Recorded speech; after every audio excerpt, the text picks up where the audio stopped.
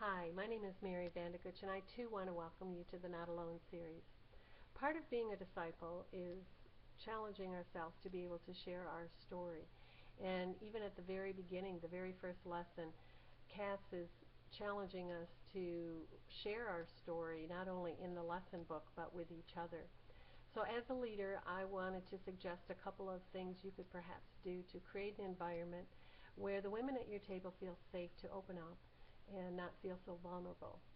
One very basic thing is the very first week to make an effort to just get to know them and not just jump into the lesson. An easy question for that would be to just go around the table and ask the women to share what they did during the day today. Even though it's a simple question and it's a very safe question, their answers will give you a lot of information about them. I typically jot down notes as they share. She works at IBM. She's a student at Duke. She's a stay-at-home mom. Those notes help me not only to know how to pray for them, not only begin to know them, but it also helps me develop communication with them and conversation in the coming weeks to follow up and ask how their job interview went, that kind of thing. But the other thing it does is it actually helps build community at Summit. Often when the lesson's done and the women are leaving the church, they'll strike up conversations like, oh, I'm a student at Duke as well, and open up and develop friendships and maybe even create play dates with their children, that type of thing. So it's a very comfortable way to start. The second suggestion I would have for you to consider strongly is to connect with your group during the week. Some women take time to make phone calls, and to me that's quite a commitment. I have found it to be very easy and very effective to set up a group email with my group. And the Wednesday morning, after we've had our lesson the night before, I just say, hey, great to see you last night, ladies. Susan, we missed you. We hope you're feeling better. And to send the prayer requests that were shared the night before.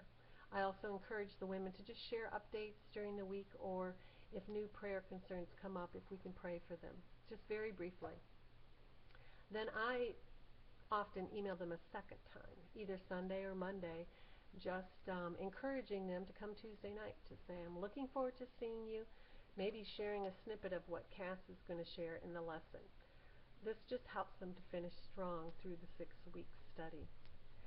The final thing I would like to encourage you to do is to model transparency, to model that openness. For some of us, that will come very easy. In fact, we will need to pray and challenge ourselves about not talking about our stories too much, but for a heart of encouraging other women at the table to share their stories. But for some of us, this is uncomfortable, and perhaps you need to begin praying and taking some time to think of how God showed up in your life during a difficult time, or perhaps when you failed and He did not.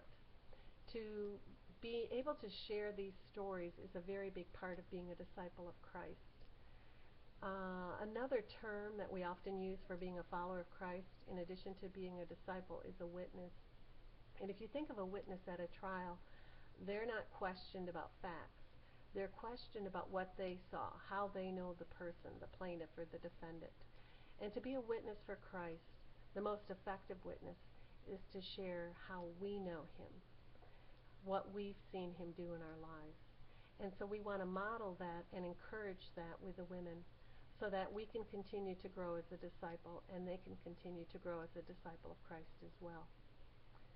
In 2 Corinthians, I believe it's chapter 2 or it's chapter 9, but Paul is sharing where Christ says, my grace is sufficient for thee. Therefore, Paul says, I will boast about my weaknesses, that the power of Christ may dwell in me. The more we are willing to share our weaknesses is only going to bring more glory to the Lord. And I encourage you to model that and encourage the women at your table to embrace that. I've seen it work in my life. The most sweet opportunities of sharing Christ has been transparent about my weaknesses. So enjoy the series, and I'll see you Tuesday night.